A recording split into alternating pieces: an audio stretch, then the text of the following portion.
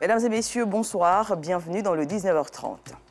L'actualité de ce lundi 15 août est dominée par la célébration de l'Assomption, une fête qui commémore la montée au ciel de la Vierge Marie, mère de Jésus-Christ. Dans l'actualité également, au Kenya, le vice-président sortant, William Ruto, déclaré aujourd'hui vainqueur de l'élection présidentielle du 9 août dernier. Ces résultats interviennent dans une ambiance chaotique marquée par des désaccords au sein de la commission électorale et l'irruption de violences localisées. Comme tous les lundis, un journaliste sportif nous accompagne dans ce journal. Ce soir, Salif Ouattara du service sport de la RTI nous fera le tour de l'actualité sportive de week-end. Merci de suivre l'information sur RTI 2. Nous vous le disions en titre, la communauté chrétienne catholique célèbre aujourd'hui la fête de l'Assomption. Célébrée tous les 15 août, cette fête commémore la montée au ciel de la Vierge Marie, mère de Jésus-Christ. Et pour vous faire vivre cette célébration, nos équipes ont sillonné des églises, suivant ce reportage de Clarisse Kanyala, commenté par Georgette Ido Fofana. Procession mariale au rendez-vous. Ce 15 août à la paroisse Notre-Dame du Perpétuel Secours de Trècheville. Une manière pour les fidèles de commémorer l'Assomption. Une célébration catholique qui marque la montée de Marie au ciel. L'Assomption, c'est une grande fête. Une fête à l'honneur de notre très sainte mère. Qui parle de la Vierge Marie, parle de la mère de notre Seigneur et Sauveur. Et pour nous, chrétiens catholiques, c'est une des plus belles fêtes. Nous avons besoin de paix entre filles et fils de ce pays. Et c'est cette prière que nous avons fait monter vers le ciel. Aujourd'hui, nous fêtons la solennité de l'Assomption, la montée de la Vierge Marie au ciel. Je souhaiterais à tout le peuple ivoirien qu'elle monte avec nos intentions. Je lui confie mon pays, la Côte d'Ivoire. Marie n'a pas connu la corruption. Elle est montée vers le Père et s'est assise auprès de son Fils. C'est tout le sens de l'Assomption au dire du Père Alain Atto. Cette célébration est l'occasion pour les fidèles d'adresser des messages de paix et de cohésion. Cette fête-là vient me réconforter personnellement dans ma dévotion à Marie et mettre en exergue la puissance de la médiation de Marie. Une invitation à prendre Marie chez soi comme Saint Jean au pied de la croix. Et prendre Marie chez soi, ce n'est pas seulement avoir de gros chapelets, avoir une belle grotte à la maison, mais c'est imiter Marie dans ses vertus. Il s'agit de la docilité, il s'agit de l'écoute de la parole de Dieu, il s'agit de l'obéissance à la parole de Dieu. Autre commune, même ambiance. Ici, à l'église Saint-Joseph, époux de la Vierge Marie, chant mélodieux et danse. Une façon pour les fidèles de témoigner leur reconnaissance à Dieu face à la montée de Marie. Les fidèles ont profité de cette occasion pour faire des dons en vivres et non-vivres aux guides religieux. Le rôle et la responsabilité de la Vierge Marie sont signifiés à travers cette fête, cette solennité de l'Assomption, parce que nous disons, voici la mère de Dieu, voici celle qui a porté le Fils de Dieu, voici celle qui a porté Jésus-Christ, notre Seigneur. Et la mère de notre Seigneur, nous l'honorons. L'Assomption est l'une des plus grandes fêtes de la vie chrétienne. Célébrée le 15 août, elle commémore la gloire de Marie avec Dieu au thème de sa vie terrestre. Réconciliation coréenne, liberté religieuse et nouvelle alliance pour la paix en Afrique et dans le monde. Ces thématiques étaient au menu du sommet international des dirigeants de la Fédération pour la paix universelle. L'événement a eu lieu le week-end dernier à Séoul, en Corée du Sud. Les dirigeants présents ont formulé des résolutions en vue d'une paix mondiale durable. Joël Gosset. Les questions d'offres de possibilités d'emploi, d'éducation des jeunes en Afrique et la promotion de la paix dans le monde étaient sur la table des dirigeants mondiaux, rassemblés à Séoul, en Corée du Sud, lors du sommet international des dirigeants de la Fédération pour la paix universelle le week-end dernier.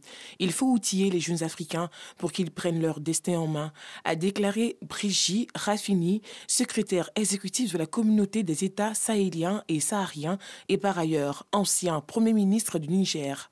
Tout comme le père et la mère Moon, je nous souhaite entrer et rester dans l'histoire comme des artisans de paix dans le monde entier.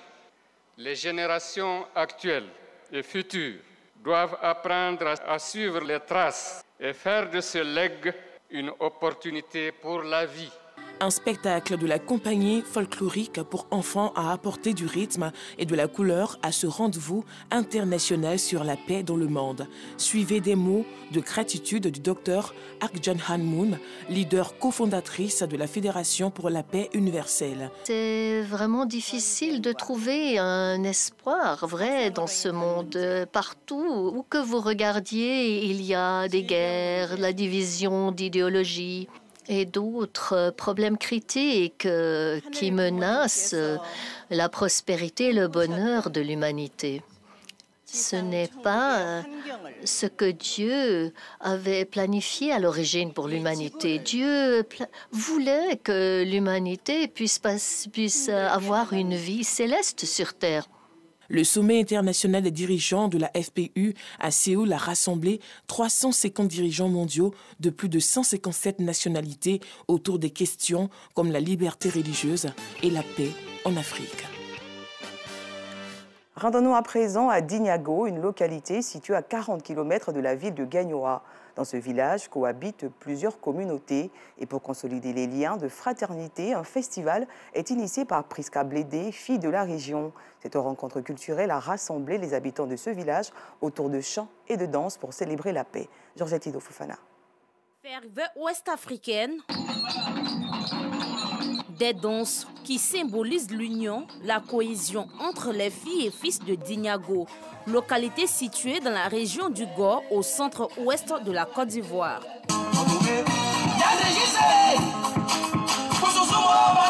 Nous sommes au Festid, festival intercommunautaire de Dinyago, rencontre culturelle qui revêt un parfum d'unité. C'est un festival qui veut rassembler tout le monde. On participe à la réconciliation et à la paix définitive.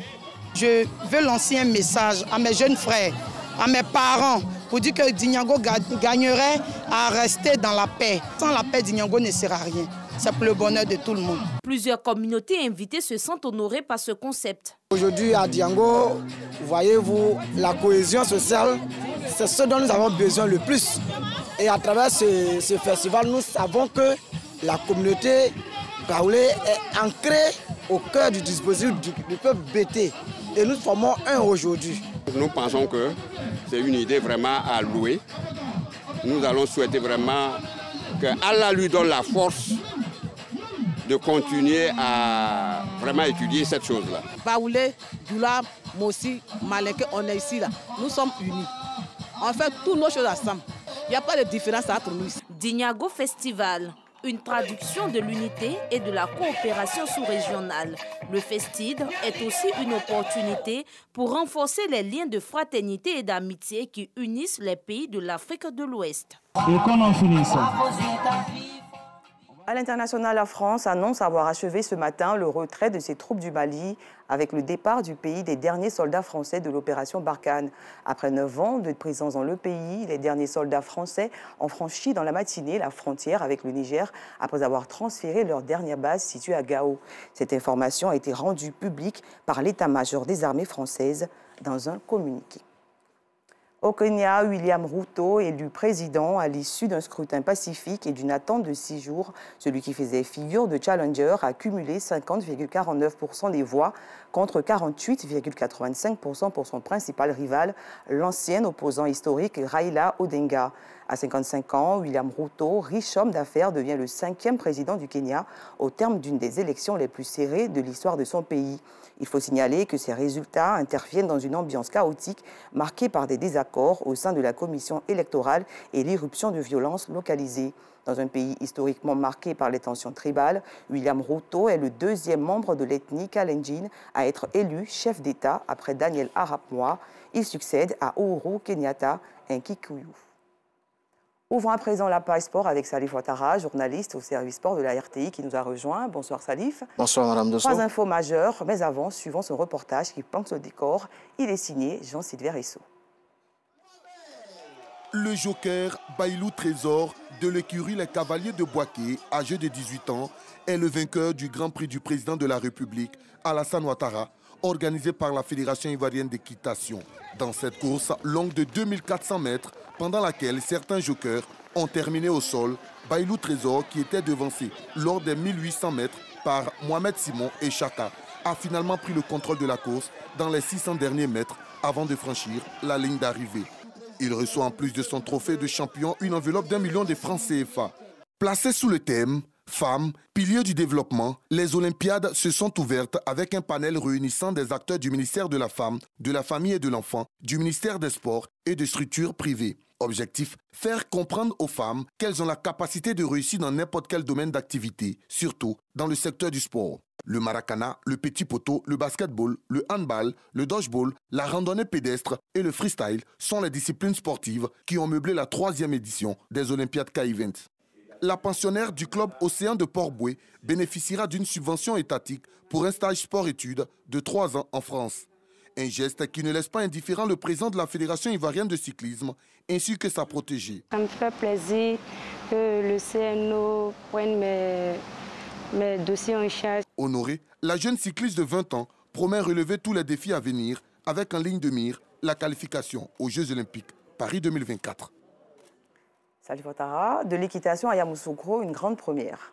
En tout cas, un franc succès quand on a constaté que effectivement les populations de Yamoussoukro croisaient pour la première fois ces chevaux-là. C'est la première compétition de ces gens dans la capitale politique. Ça n'avait pas encore été le cas il y a de cela quelques années. Donc, en tout cas, un franc succès, on peut le constater. Alors, pourquoi le choix de cette ville? Le choix de cette ville, effectivement, parce que non seulement il y a eu la célébration de la fête de l'indépendance là-bas, et puis ensuite, c'est la ville du père fondateur, le président Félix Houphouët-Boigny. Il fallait donc marquer le coup, montrer que cette fédération revient à ses activités. Il faut savoir que la Fédération ivoirienne d'équitation a connu un long moment de disette. Pourquoi? Parce qu'il y a eu d'abord la Covid qui a stoppé toutes les activités au niveau de cette fédération. La fêtière internationale a estimé qu'il fallait stopper les activités. Et ensuite, il y a eu une situation d'épidémie ici au niveau de Koumassi et au Port-Bouët. Le ministère a donc estimé qu'il fallait pour le moment arrêter les activités au niveau de l'équitation. Tout est rentré dans l'ordre. C'est donc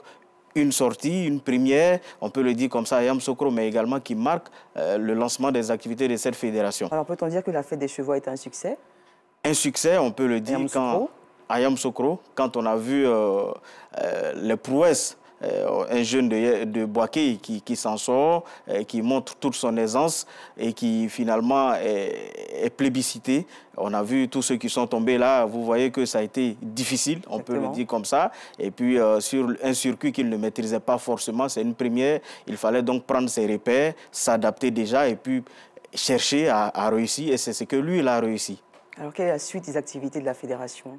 La suite au niveau de la fédération, c'est de reprendre automatiquement le calendrier national, en commençant par le championnat, bien sûr. Il y a le championnat national individuel et puis ensuite, ils vont sûrement voir comment organiser pour aller déjà à l'extérieur, participer à quelques compétitions africaines, et comme ça avait été le cas. Cette fédération était déjà allée en Russie, où il y avait eu un grand rassemblement, et là-bas, ils avaient réussi à réintégrer l'ordre mondial, ce qui n'était pas le cas il y a quelques années de cela. Donc, je pense qu'ils vont continuer dans cette dynamique et vraiment chercher à se revenir sur le plan international, surtout africain, parce qu'on a eu, de par le passé, des athlètes et des chevaux qui étaient vraiment meilleurs. Okay. Alors, du côté de Koumassi, il y avait de la ferveur avec les Olympiades KI20 initiées par notre consoeur Cathy Touré du service sport. Alors, un thème assez intéressant. Femmes piliers de développement. C'est un thème qui a permis d'organiser un panel où on a pu assister à la présence de plusieurs acteurs du monde sportif. Il y avait effectivement le ministère de la Famille et de l'Enfant qui avait envoyé là une envoyée spéciale qui a expliqué un peu aux uns aux autres comment chercher à booster la femme dans le milieu du sport. Il y avait également des acteurs du ministère des Sports, il y avait des privés qui ont expliqué plus ou moins. Il ne faut pas qu'aujourd'hui les femmes se disent ce corps de métier ne nous appartient pas, il n'y a plus de stigmate, de blocage à avoir. Il faut penser tout de suite que le sport effectivement aussi inclut la femme. Il n'y a pas aucune intimidation. Notre bonheur d'ailleurs. Alors, les Olympiades, facteur de cohésion sociale, peut-on dire que c'est un facteur de cohésion sociale? On peut dire que c'est un facteur de cohésion sociale parce qu'on a vu effectivement cette marche citoyenne qui a permis de visiter un peu Koumassi, mais aussi de ramasser quelques sachets qui étaient restés ça et là dans quelques ruelles. Donc, c'est effectivement un facteur de cohésion sociale. L'agora de Koumassi a été transformée en quelques jours en ce lieu-là de spectacle olympique où il y avait plusieurs disciplines sportives qui se sont côtoyées. C'était vraiment la belle fête comme on l'attendait. Alors parlons cyclisme à présent. Soro Minata, une cycliste promue à un bel avenir. Alors qui est-elle?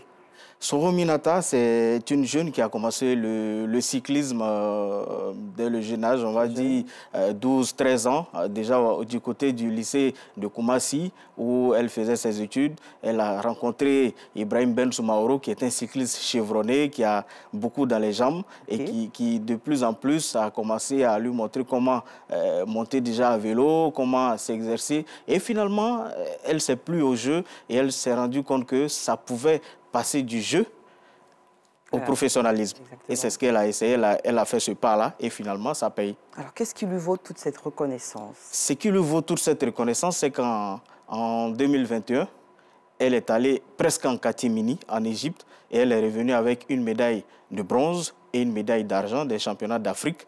Et finalement, le ministère s'est rendu compte qu'il y avait du talent à promouvoir.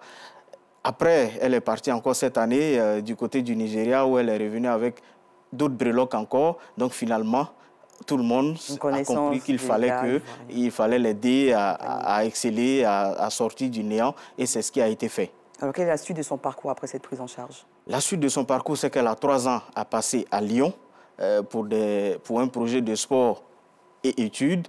Au niveau des études, elle a choisi une filière, en tout cas encore dans le domaine du sport, puisqu'elle va aller se renforcer en activité physique et sportive, donc au niveau de l'Université de Lyon. Et ensuite, il y a ce volet sport-là qui lui tient à cœur, c'est vraiment de se booster, de chercher à évoluer, de chercher à changer de cap. Bien sûr, il y a eu déjà quelques médailles, mais ces médailles ne sont pas celles que Soro Minata vise désormais. Elle veut l'or.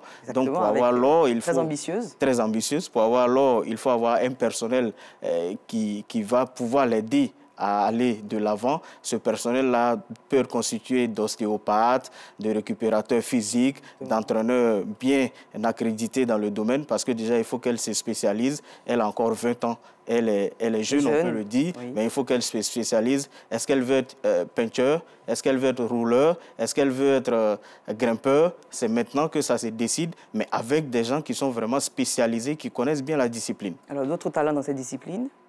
L'autre talent dans cette discipline, c'est Cissé Isiaka, qui est lui du côté des hommes, qui a fait ses preuves, qui a remporté, qui plane pratiquement depuis plusieurs saisons sur le championnat national sur route des hommes et qui a remporté plusieurs lauriers également en Afrique, porte-étendard de la sélection nationale masculine. Quand on va à la Tropicale Amissa Bongo, autour Chantal Biya, il est celui-là même qui est le pivot, qui porte vraiment cette équipe.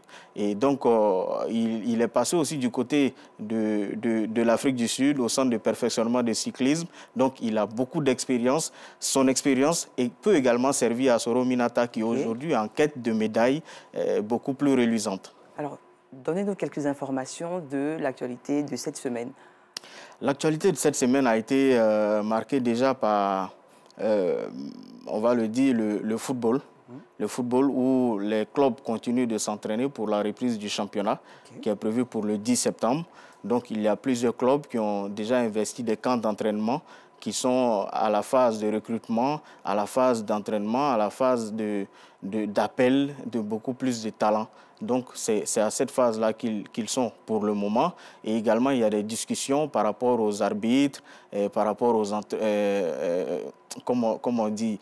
par rapport aux arbitres, par rapport aux encadreurs et tout, pour voir comment est-ce qu'il faut rendre plus professionnel cette fédération, ce championnat de Ligue 1 qui est devenu attrayant. Parce que, comme vous le constatez, il y a beaucoup de jeunes Ivoiriens qui aujourd'hui réussissent à aller à l'étranger pour vendre leur talent. C'est parce qu'il y a de la valeur ici, il y a de la concurrence. Donc, il faut redynamiser cette concurrence et rendre beaucoup plus visible ces jeunes qui participent au championnat national. Merci Salif d'être passé sur notre plateau. Merci, nous recevions Salif Ouattara, il est journaliste sportif au service sport de la RT. Avec lui, nous sommes revenus sur l'actualité sportive du week-end dernier. C'est la fin de ce journal. Merci de l'avoir suivi. Je vous souhaite une excellente reprise de travail.